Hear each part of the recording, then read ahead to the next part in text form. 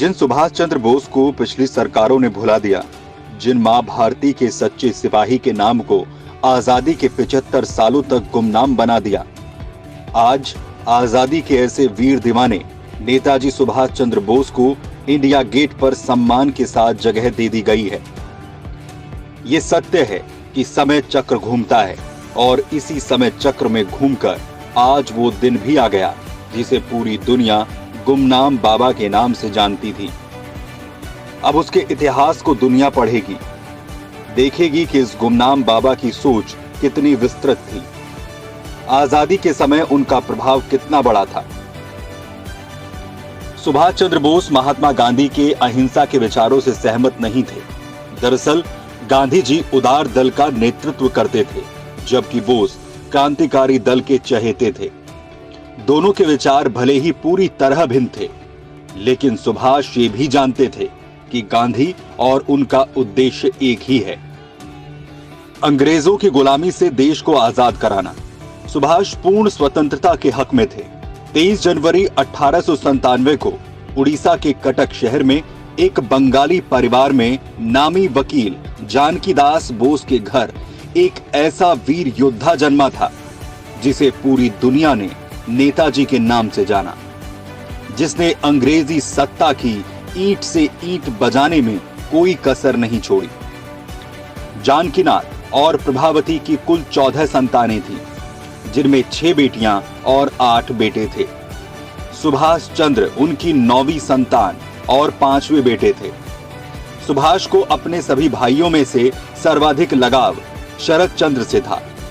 बचपन से ही कुशाग्र, निडर, किसी भी तरह का अन्याय और अत्याचार सहन न करने वाले तथा अपनी बात दृढ़ता के साथ कहने वाले सुभाष ने मैट्रिक की परीक्षा 1913 में कलकत्ता के प्रेसिडेंसी कॉलेज से द्वितीय श्रेणी में उत्तीर्ण की। एक बार कॉलेज में एक प्रोफेसर द्वारा बार बार भारतीयों की खिल्ली उड़ाए जाने और भारतीयों के बारे में अपमानजनक बातें कहने पर सुभाष को इतना गुस्सा आया कि उन्होंने कक्षा में ही उस प्रोफेसर के मुंह पर तमाचा जड़ दिया, जिसके चलते उन्हें कॉलेज से निकाल दिया गया था। कलकत्ता विश्वविद्यालय से 1919 में बीए की परीक्षा उत्तीर्ण करने के बाद माता पिता के दबाव के चलते Subhash ICS Indian civil services की परीक्षा हेतु इंग्लैंड के कैम्ब्रिज विश्वविद्यालय चले गए। ब्रिटिश शासनकाल में भारतीयों का प्रशासनिक सेवा में जाना लगभग असंभव ही माना जाता था, लेकिन सुभाष ने अगस्त 1920 में ये परीक्षा प्रथम श्रेणी में उत्तीर्ण करते हुए चतुर्थ स्थान हासिल किया। उस समय देश का माहौल इस तरह के सम्मानों के सर्वथा विपरीत था, इसलिए सुभाष दुविधा में थे कि वे एक आईसीएस के रूप में नौकरी करके ऐश की जिंदगी बिताएं या अंग्रेज सरकार की इस शाही नौकरी को लात मार दें।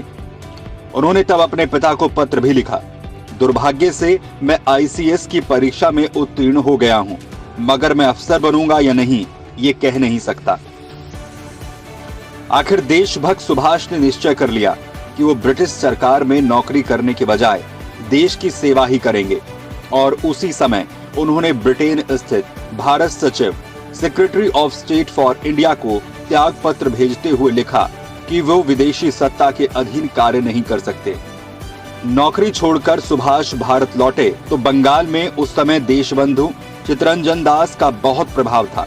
सुभाष भी उनसे बहुत प्रभावित हुए। उन्होंने चितरंजन दास को अपना राजनीतिक गुरु बना लिया। सिविल सर्विसेज छोड़ने के बाद वे भारतीय राष्ट्रीय कांग्रेस के साथ जुड़ गए। 1921 में उन्होंने भारतीय राष्ट्रीय कांग्रेस की सदस्यता ले ली। दिसंबर 1921 में भारत में ब्रिटिश युवराज प्रिंस ऑफ वेल्स की स्वागत की तैयारियां चल रही थी, जिसका चितरंजन दास और सुभाष ने बढ़ चढ़कर विरोध किया और जुलूस निकाले, इसलिए दोनों को जेल में डाल दिया गया।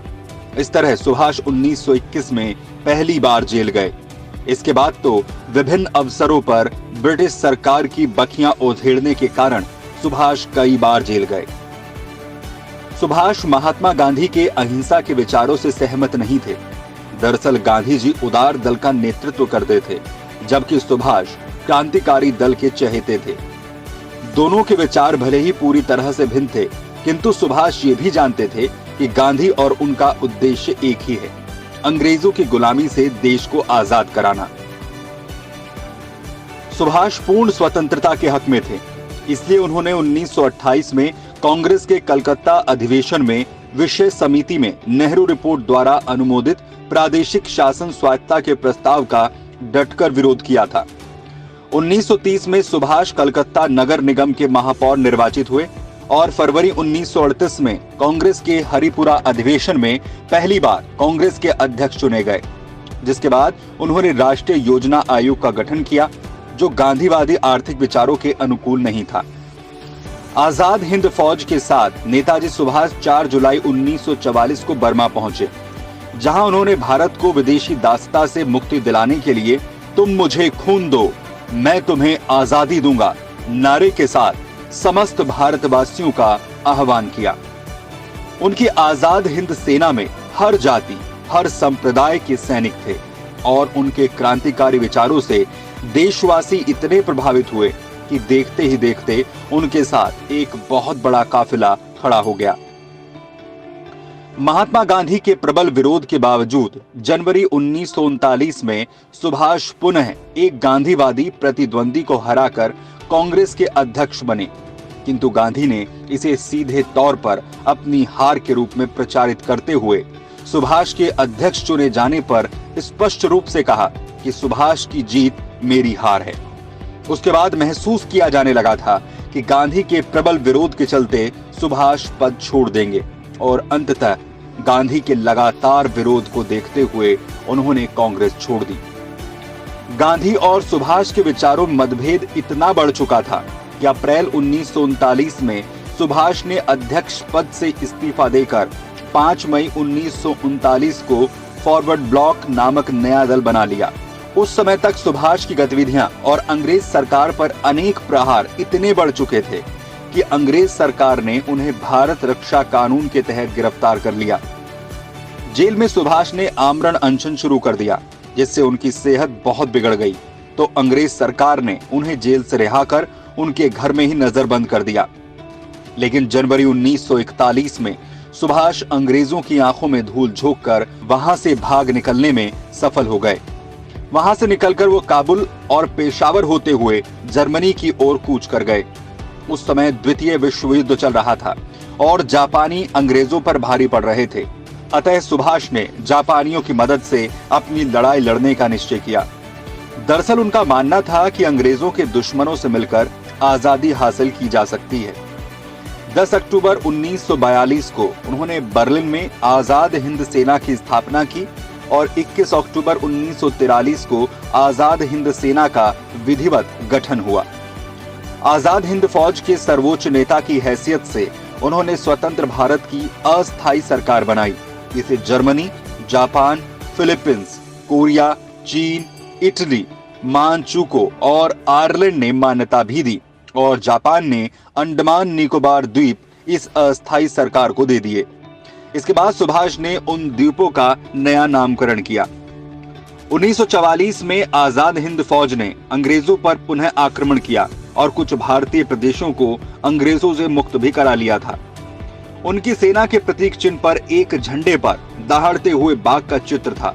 अपनी आजाद हिंद फौज के साथ नेताजी सुभाष 4 जुलाई 1944 को बर्मा पहुंचे, जहां उन्होंने भारत को विदेशी दासता से मुक्ति दिलाने के लिए तुम मुझे खून दो, मैं तुम्हें आजादी दूंगा नारे के साथ समस्त भारतवासियों का आह्वान किया। उनकी आजाद हिंद सेना में हर जाति, हर संप्रदाय के सैनिक थे और उनके क्रांतिकारी विचारों से देशवासी इतने प्रभावित हुए कि देखते ही देखते उनके साथ एक बहुत बड़ा काफिला खड़ा हो गया। कहा जाता है कि 18 अगस्त 1945 को उनका विमान दुर्घटनाग्रस्त हो गया था, लेकिन वास्तव में कोई नहीं जानता कि उनकी मौत कब और कैसे हुई। 18 अगस्त 1945 को सिंगापुर से टोक्यो यानी जापान जाते समय ताइवान के पास फार्मोसा में नेताजी का विमान दुर्घटनाग्रस्त हो गया। माना जाता है कि उस हवाई दुर्घटना में उनका निधन हो गया। हालांकि उनका शव कभी नहीं मिला और मौत के कारणों पर आज तक विवाद बरकरार है। लेकिन मोदी सरकार ने दिल्ली के इंडिया गेट पर नेताजी की होलोग्राम स्टैचू का अनावरण कर आजाद हिंद फौज के संस्थापक नेताजी सुभाष चंद्र बोस की जयंती को पराक्रम दिवस के रूप में मनाने की घोषणा की है। वहीं नेताजी की प्रतिमा जब तक तैयार नहीं हो जाती तब तक उसकी जगह होलोग्राम मूर्ति उसी जगह स्थापित रहेगी। होलोग्राम प्रतिमा के स्थान पर ग्रेनाइट की विशाल प्रतिमा भी लगेगी। ये प्रतिमा आजादी के महानायक को कृतज्ञ राष्ट्र की श्रद्धांजलि। नेताजी सुभाष की प्रतिमा हमारी लोकतांत्रिक संस्थाओं, हमारी पीढ़ियों राष्ट्रीय कर्तव्य का बोध कराएगी। आने वाली पीढ़ियों को, वर्तमान पीढ़ी को निरंतर प्रेरणा देती रहेगी।